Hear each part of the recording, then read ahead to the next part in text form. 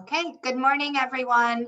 I'm Carrie Rosengana. I'm the CEO of Capital Area Michigan Works, and I would like to welcome you to today's follow-up discussion regarding diversity, equity, and inclusion. We received quite a few questions in the chat during our initial panel discussion on diversity, equity, and inclusion in October. So this discussion is being recorded and made available for those who are not able to attend as well. Before we begin our discussion, let me introduce you to Darlene King, who will be answering the follow-up questions today. Darlene King is the Executive Director of the Michigan Diversity Council. As the Executive Director, Darlene's charge is working with corporations and organizations in developing diversity and inclusion initiatives, programs, processes, and procedures. She has grown the organization in the area of business development and expanded it throughout the state of Michigan. In 2008, she launched her consulting company, Life's Journey Training and Consulting, which competes in today's global market in industries including education, automotive, medical, nonprofit, and manufacturing. Their area of expertise consists of diversity and inclusion, leadership development, and marketing and public relations. Darlene, welcome. So one of the first questions that we wanted to start off with was posed during the DE&I panel discussion in October. We noted that DE&I training, that a listener who had been part of it, she witnessed white people within that group feeling attacked, more than feeling like the training was an actual training. What kinds of tools, experiences, or exercises have you been able to use to show that white people being more inclusive of other ethnicities within their institutions brings value to them and to their institutions? Wow, that's a great question. When I saw that question, it just really took me into some deep thought. And so first, let me say thank you. I was muted in the beginning. So thank you for inviting me back to be a part of this question and answer session, because to be honest, this is where a lot of real learning happens, is during the question and answer process and procedure. And so let's get to the question. And so the question, it really had me pondering, because it is not a question that I have not heard before. And I think that it is oftentimes difficult when you begin to engage in the conversation around diversity and around equity and around inclusion when it comes to our white counterparts, from a colleague perspective, or from a community perspective, or from a friendship perspective, because it is just a real difficult conversation. And so naturally, as humans, we have a tendency to be on the defensive first before we kind of open ourselves up to be able to hear and listen. And usually what causes us to be on the defensive is our own biases that we have around a particular subject or topic or group of individuals, or from an ethnicity perspective.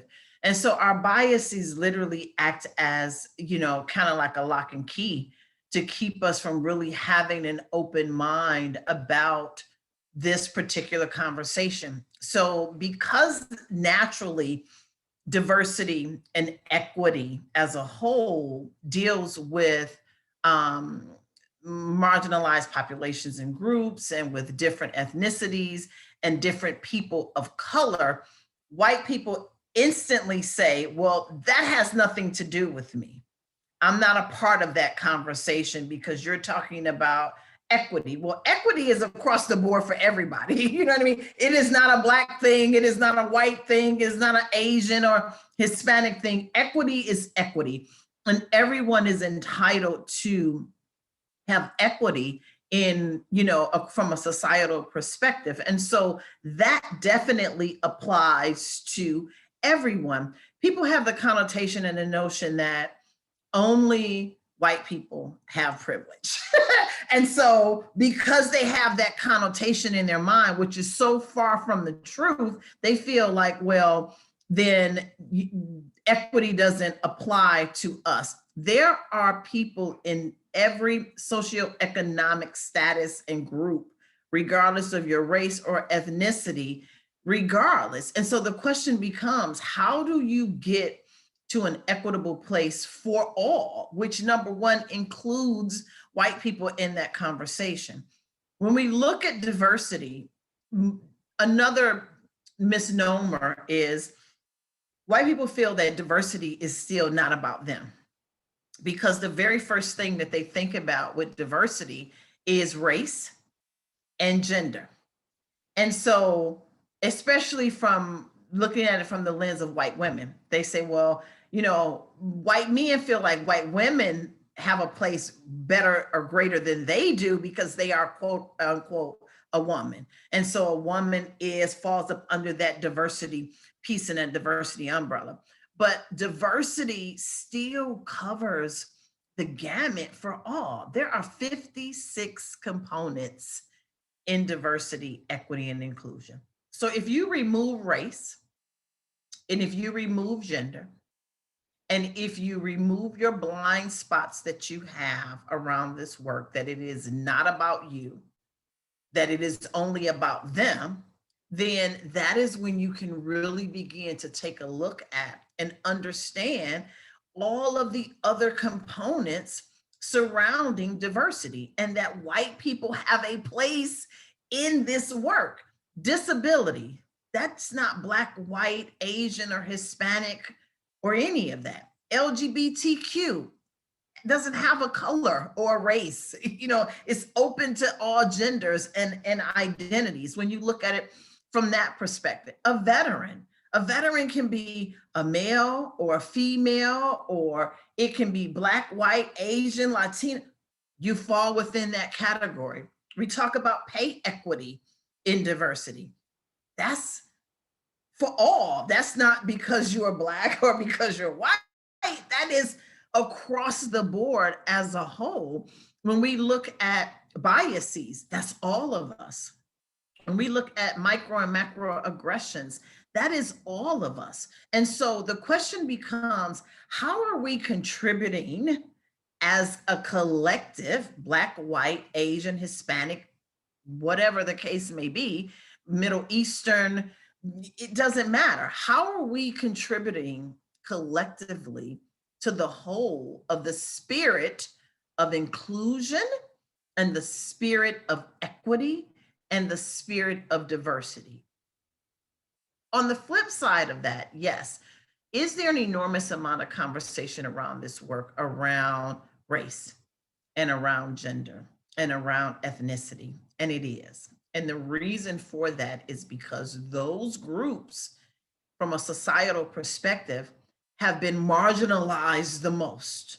They have been not given equitable playing field in order to be able to compete, whether it's through education or housing or lending or job opportunities or promotion of growth, solely because of their race and their ethnicity. So yes, the conversation leans that way in the beginning from an educational perspective and an understanding perspective, so that people can understand the context and the connotation around the original spirit of it, but it is inclusive of everyone. So people have to really begin to remove their own barriers around this conversation, and really not look at it from a personal perspective, in the sense that when this conversation is had, people are pointing the finger at you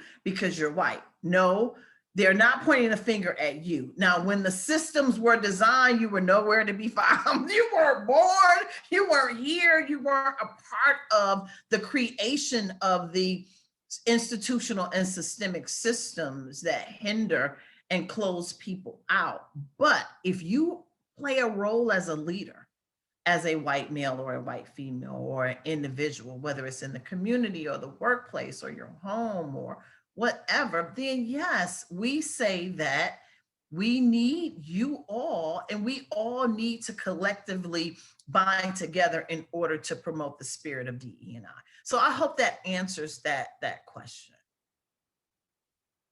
Thanks, Darlene. Diversity and equity really is applicable for all of us. It is. It is. It is applicable to all of us. And then and here's another thing that I would say is that when we start looking at individuals from just their race and just their gender only, we leave out the beauty of intersectionality. And intersectionality is what really it is really the core to the principle of us as individuals and as humans. And if we can get past that, and so some of you may are on the call may say, well, what is intersectionality? So I'm going to give an example for myself. And I don't know if I did it on the last call or somewhere, because I'm always somewhere. So let me just say this. So intersectionality. So I'm going to take me for an example. I am a woman, that's my gender. I am Black, that is my race. Those are two things that make up who I am. But I'm also a Gen X. I also have a disability. I am a college graduate. I am a heterosexual. I am a Christian. So these 7 components make up who I am. So if you took out the fact that I was a woman and you took out the fact that I was Black, what are the other intersections of me as a human that we can connect to one another with that has nothing to do with race or ethnicity? I'm a Christian. You may be a Christian. You may not even be a Christian. You may be a Muslim or you may be a Catholic, but we can have some really amazing conversations around religion, and we can find the commonalities between the two. I have a disability. We can have that conversation. You may not have a disability, but you may have someone in your family that may have a disability. We can have some conversations around, the struggle of dealing with a disability and the resources that are available and the success stories around the topic of individuals that suffer with a disability. I am a college grad. We may have gone to the same college.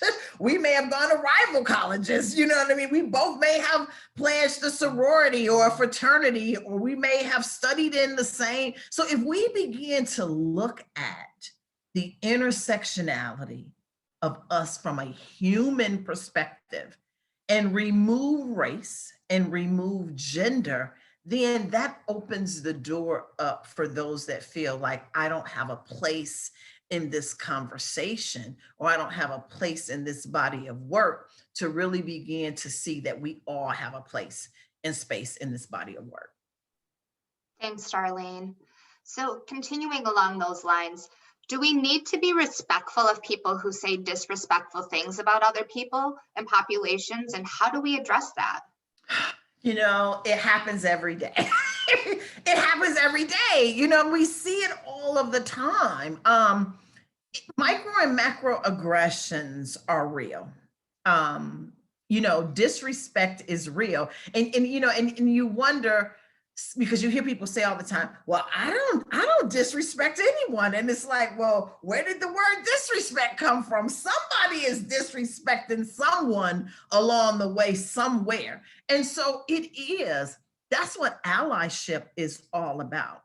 Allyship is so important. And if you don't know what it really means to be an ally, and you don't know how to really be an ally, the National Diversity Council, which is our parent company, we have an allyship pledge. And if you visit our website, the MichiganDiversityCouncil.org, you will be able to take the allyship pledge. The most important piece to that is once you take that allyship pledge, you will then receive an allyship guide that gives you an enormous amount of resources and really helps you understand what it means to be an ally. Either you're an upstander or you're a bystander. That's just period across the board. If you see something is not right and you hear micro and macro aggressions and conversations around discrimination, and we stand by and we don't say anything, then we are a contributor to that continued behavior. But for us to be an upstander, and an upstander doesn't necessarily always mean that you have to address that particular person or that individual, because sometimes that can create conflict, and that's what you don't want to be able to do. And so you have to, a lot of this work is your own natural instinct. You know what I mean? Your own natural ability to have some type of discernment on whether or not, is this a good time for me to say something to this particular person? Or should I go to the supervisor or manager and say, hey, I heard something that I thought that was really disrespectful, and I want to bring it to your attention, and maybe we can address it. Maybe you can address it. Maybe we can address it overall, because here's the deal. If you heard it once, it's been said 10 times. You know what I mean? It's not the first time that it has occurred and that it has happened. And so, yes, we have to be able to address things when we see them. It's just a matter of how you address them and when and where you address them.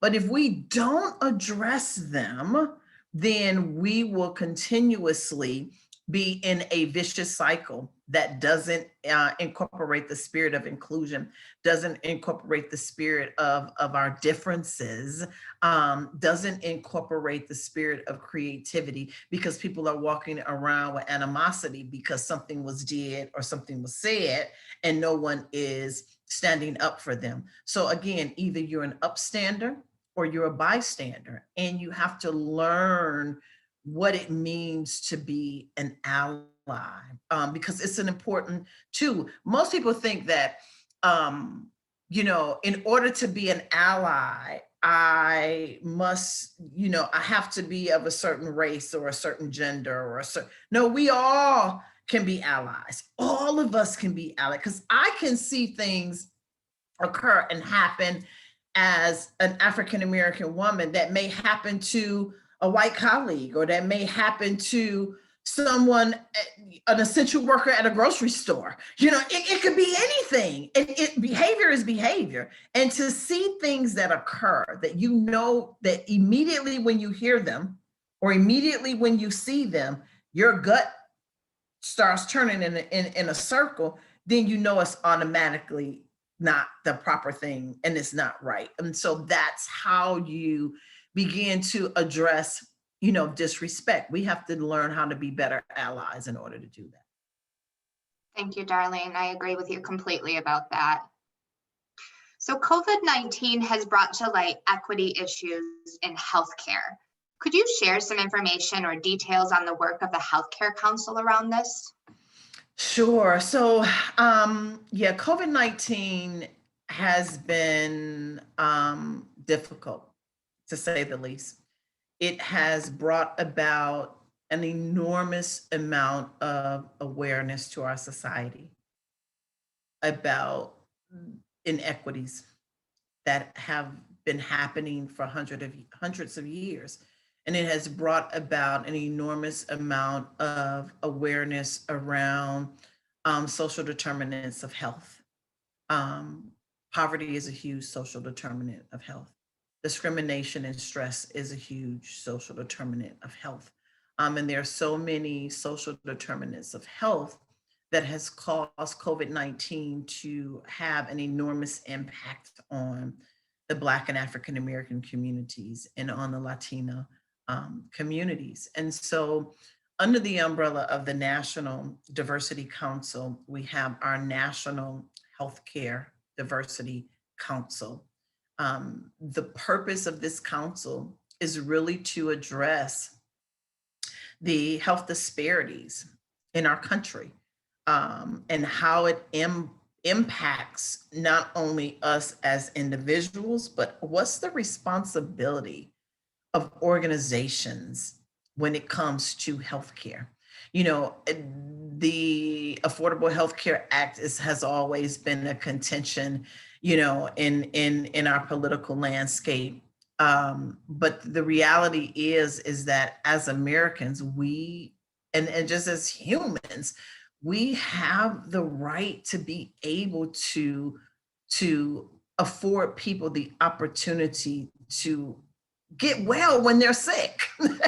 But there are so many systems and policies and bureaucracies and lobbyists and things of that nature that are fighting against people having the right to go to the doctor, having the right to have access to you know, affordable health care, fighting that's redlining. And someone told me a couple of weeks ago, oh, they did redlining in the 40s. They don't do redlining now. And I'm like, listen, people, there are communities that literally still have food deserts and technology deserts. So no information leads to a lack of education, or access to information leads to lack of education. If you don't have education, then you can't be able to address some of the needs or find the resources and information that you need in order to get well. There are places that have no grocery stores, no fresh fruits, no fresh vegetables. Why is that? Because companies and businesses are not going into the community. They're building other types of entities. They don't have urgent cares in those communities. They don't have grocery stores and fresh fruit markets or farmers markets in the summertime for people to have access to. So there are so many different variables as to why individuals from these two communities during COVID-19 were impacted at such great and enormous rates. The Healthcare Diversity Council is instrumental and intentional in working with healthcare professionals, scientists, lobbyists, researchers, medical systems, corporations on how do we begin to close the gap for the disparities that have been going on in healthcare, the disparities that have been going on relative to the social determinants of health. How do we begin to close the gap on or provide services for social determinants of health so that individuals will be able to have the knowledge, information, and access to be able to take care of themselves? So let's look at it even from a transportation perspective. If communities don't have mass transit, then and how, because it is a privilege to own a car, pay car insurance, pay a car note, and have the ability to drive. Everyone doesn't drive. So people depend on public transportation. But if the public transportation doesn't run through your community, people can't afford cabs anymore. Some people can't even afford Uber, or Lyft. From that perspective, they need to be able to take a mass transit system. So if there's no transportation in those communities, then how are people going to be able to get to grocery stores? Because there aren't any grocery stores in their community, so they can, eat and be healthy. How are they going to be able to get to the doctor's office and keep their doctor's appointments if they don't have access to transportation? And so the National Healthcare Council works with, Harvard. They work with Mott's, they work with the Mayo Clinic, they work with John Hopkins, they work with some of the top medical institutions and organizations in our country to really be able to look at how do we become a more culturally competent society when it comes to healthcare. I'm going to give you an example. Let's take Dearborn. We all know Michigan houses the largest population of individuals from the Middle East. And so it would make no sense for the CVS's and the Walgreens and the Kroger's and the gas stations and the restaurants and and doctors' offices and medical facilities to not have Middle Eastern speaking individuals and representation within these facilities when you know that this is the community where they primarily reside in. It will make no sense. But this is happening across our globe. And so that's the goal of the Healthcare Diversity Council, is to really bring awareness from a medical perspective, from an access perspective, from an information perspective, to be able to help people so that they can in turn be more healthy and we can have a more healthy society. So that is our Healthcare Diversity Council. Thank you. So how do we implement inclusion and equity into the story and embrace the diversity of everyone? I think I kind of talked about that a little bit, but how did you say include it, or how do you embrace it? Embrace the diversity.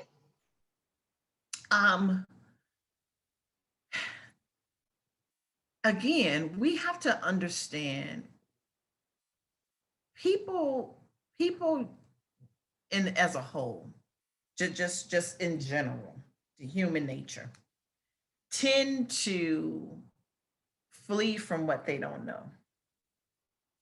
They tend to shun what they don't know. We have to get to a place as humans of being more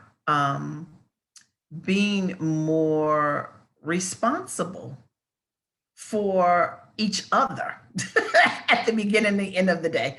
We have to be more responsible for each other. And we have not been responsible for each other because of the constructs of race, because of the constructs of ethnicity. It causes us to not be responsible from a societal perspective for each other. And when we begin to really, really look at the commonalities that we have, opposed to the differences that we have, then that's how you begin to embrace diversity. That's how you begin to appreciate something that's different than you are, that comes from something that you didn't come from. Because we can all learn from each other, whether we have the hardest life story ever or we have the most successful life story ever, and all that's in between it. We can learn so much from each other if we begin to remove the constructs of race and we begin to remove the constructs of ethnicity and look at it from a perspective of lessons and look at it from the perspective of, wow, that's really unique, or that's really different than, how I was or how I was raised or what I was exposed to or what I experienced. And so it causes us to begin to open our minds to more and more, to begin to say, wow, I want to know more about the Hindu, community and population. I want to learn more about what is Diwali. We're hearing more and more about this celebration. What is that? Or, I really want to hear more about, how your family may have been able to pass wealth down from generations to generations. What were some of the, best practices that you all engaged in order to, be able to do that? And so if we begin to literally do those kinds of things, that helps us to embrace diversity.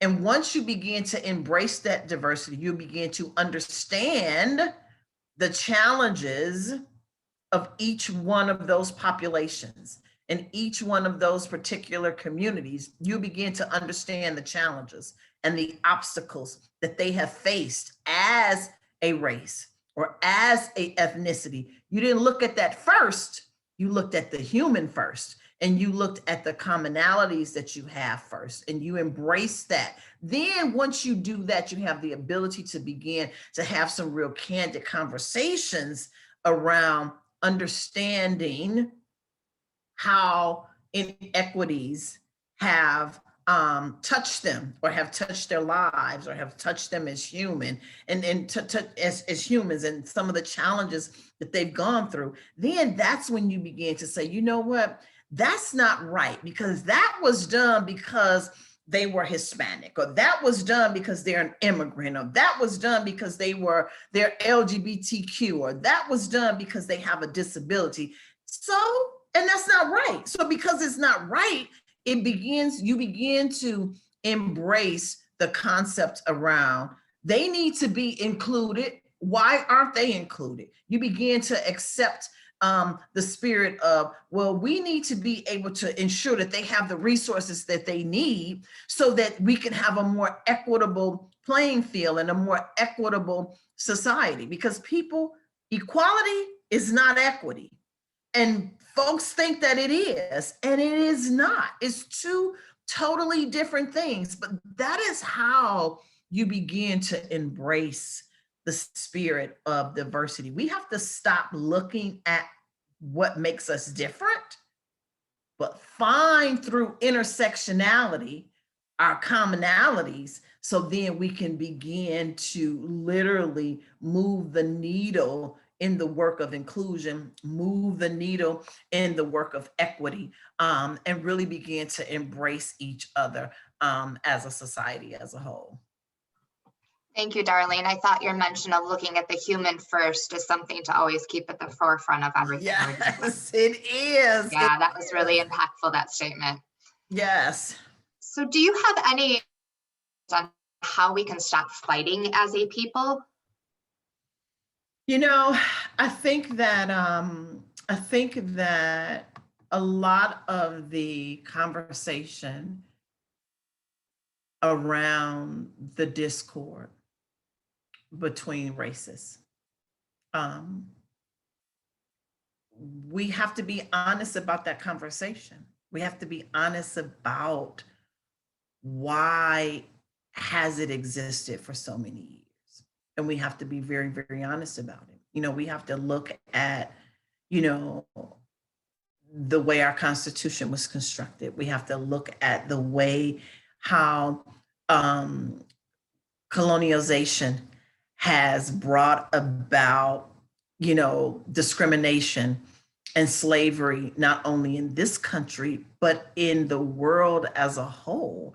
And so when you look at the true history and of what has happened to people because of race and because of ethnicity, and individuals stop negating the fact that it had an impact, that it has affected those individuals from generation after generation after generation. When that conversation is had, and it is a true hardcore, hard pill to swallow conversation to have, to really understand the intentional impacts of keeping people at bay and keeping people in the constructs of being ostracized because of their race, or keeping people in the constructs of being discriminated against because of the color of their skin or because of their ethnicity. When we begin to have those true conversations about the historical context around this topic, then individuals will begin to have a better understanding as to why the fight has been so hard, why the fight has, caused bloodshed, why the fight has caused discord in our country and in our society as a whole. It has always been baffling to me that it is easy for individuals to understand if they know the creation of the 35 generations of wealth of one race, because from a historical context in the United States of America, that is what it has been. So let's talk about race in America and what causes the fight and what causes the discord. So when you look at 1619, there's a 1619 project now, but when you look at when slavery first occurred in this country 400 years ago, Black people were enslaved in this country. Indians was the Native Americans, their land was taken away from them. And so when you look at that, that in itself creates animosity. It's just automatic, just the thought process behind it. So when you think about 250 years of slavery in America, during that 250 years, one race had the opportunity to create 25 generations of wealth. One, just one. Then when slaves were freed, there still was 150 years of discord in America, fighting to keep people from having the right to vote, access to housing, access to transportation, access to education for a whole nother 150 years. While still during that other 150 years, 10 to 15 more generations in one race got to create opportunity and wealth just for them. So when you look at it, 1960 was the first time, we're talking 60 years ago, that people of color had the right to even cast a vote. But all the things that took place during the time to keep them from having the opportunity to exercise their right about policies and procedures and processes in this country. So when you look at the historical context and understand the historical history, and it's a whole training and develop, it's a whole series within itself, okay, when you start talking about systemic and institutional racism, but that gives you a little bit of the construct. When you begin to understand where the problem stemmed from and what needs to happen in order to rectify the problem, when people feel discounted, when people feel ostracized, when people feel like their rights are being taken away from them solely because of their ethnicity or solely because of the color of their skin, it is automatically going to create discord. And then when you have other individuals saying, hey, this particular race is superior over all of the others, then that's going to create discord as well. And so that's why I love the place of diversity, equity, and inclusion, because it helps to bring together the masses in a manner where we can learn to respect one another. We can learn to understand each other's experiences and history and life cycle from generation to generation. And it helps us to open our eyes to look at our own lack of education around cultural norms and cultural issues and cultural constructs. It allows us to be able to look at the biases and the micro and macro aggressions that we have. And it also gives us the ability in our own spaces, whether we're individuals and or organizations, to say, how can we begin to impactfully embark change from a systemic level, from an institutional level, so that the things that were done by the forefathers, so the things that were done 400 years ago that still have a generational impact on individuals now, how we can begin to take a look at changing that so that we can get to equity. It's not hard for people to understand 35 generations of wealth, but then it's hard for people to understand the challenges that the other 35 generations have faced year after year after year after century, and wonder, well, why is poverty so high? Why is the lack of education so high?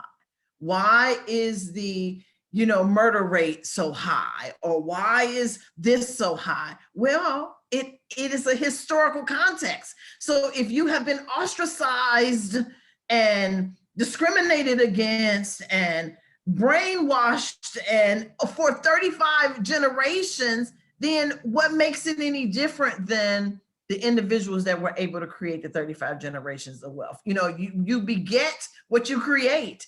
And so if it's created, it's just what happens. So how do we begin to embrace and really look at it? And that's what diversity, equity, and inclusion does. It is designed to really be able to address these issues, to really be able to understand, for us to be able to understand one another better, to learn from one another, and how we can collectively come together to be able to change the course of history that has been for so long. Thank you so much. So that ends the questions that we had come in from the last October training that we did. I did see that we had one question that came in that I'm seeing, and it's, what do you think about the conversations about cultural appropriation versus cultural appreciation within the context of embracing diversity?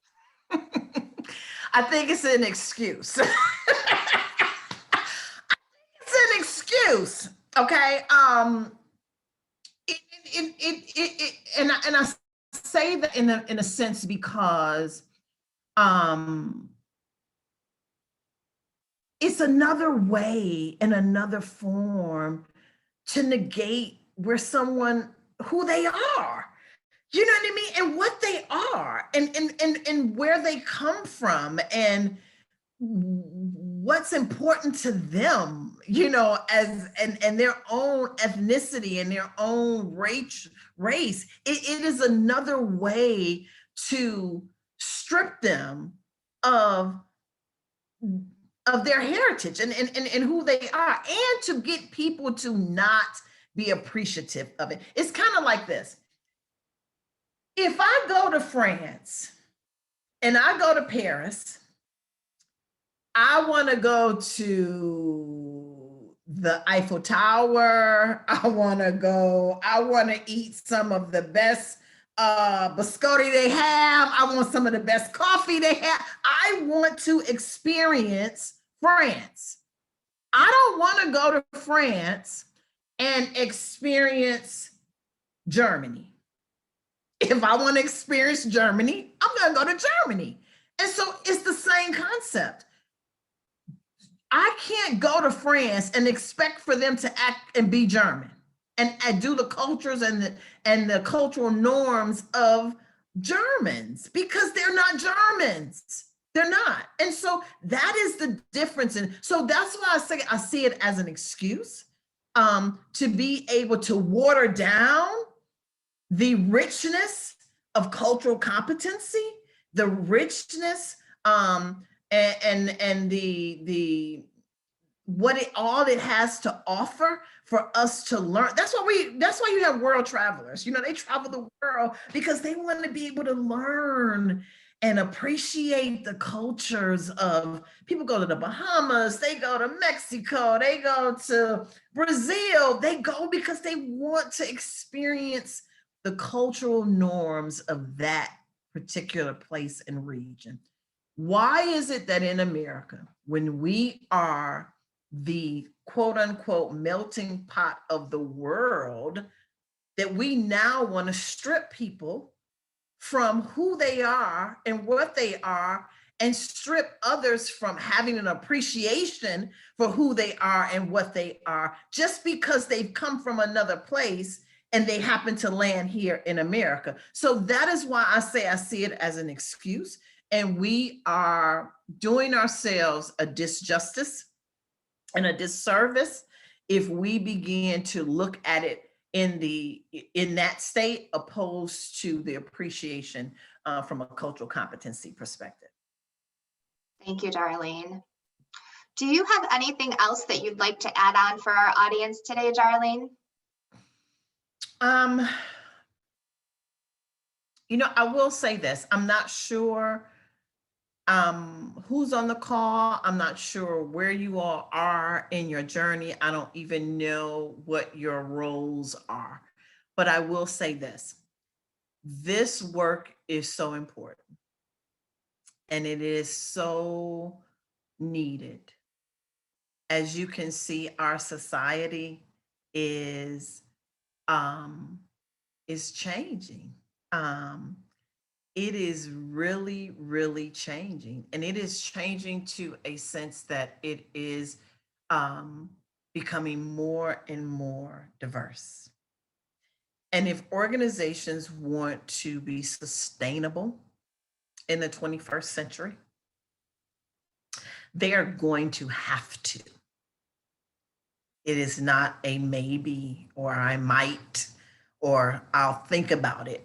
They are going to have to have a diversity, equity, and inclusion initiative, strategy, and plan in order to be sustainable, not only from an employee perspective, but also from a community perspective and a corporate responsibility perspective. It is imperative.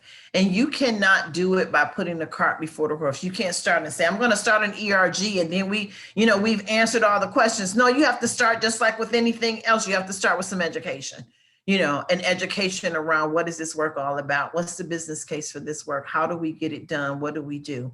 So say you're not a part of an organization, from that perspective, and you say, well, how do I change this, within my own community or my own home, because, as we all know, the political climate that has been in the past has caused individual and family members to split and to divide. So the question becomes, how do I look at this work, even from an individual perspective, to be able to move the needle? You don't have to be a part of a corporation. You don't have to be a part of an organization.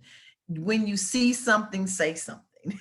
When you see an opportunity to help, whether it's through volunteerism, whether it's through, jumping on a podcast or jumping on a webinar so that you can learn how to be a better ally, so you can learn how to really understand the principles of this work. Someone told me a while ago, they said, oh, diversity, equity, and inclusion is just about getting along. I was like, baby, you got a lot to learn because it is more than just about getting along.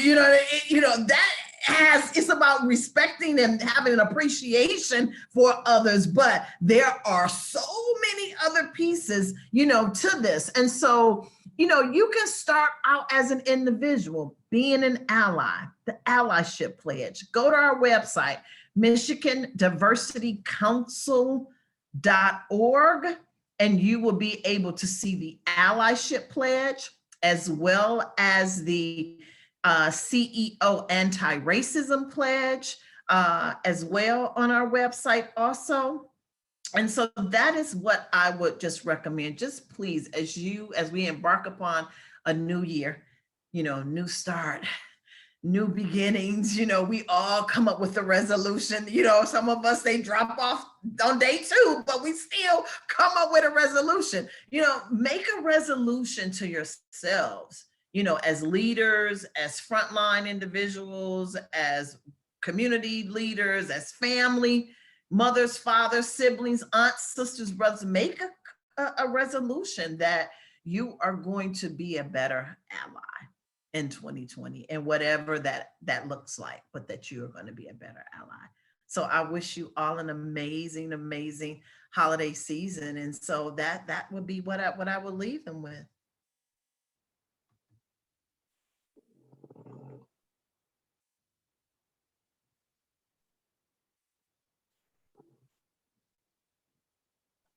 Thanks, Darlene. Looks like I froze for a minute. Sorry about that. No worries.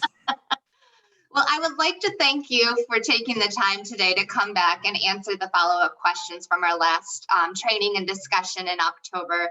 You really are inspiring to listen to, and I take so many things away from this conversation, just as I'm sure our audience was. I found this to be really Awesome. informative and very engaging, and hope that everyone who was listening did as well. The Awesome. Michigan Works the Michigan Works Association staff and leadership will be continuing the work with diversity, equity, and inclusion, and we'll be offering a series of DE&I panel discussions in the coming year. So please look for more information about those panel discussions coming soon. In the meantime, we wish you all a happy holiday season. Thanks for spending some time with us today, and have a wonderful day, everyone.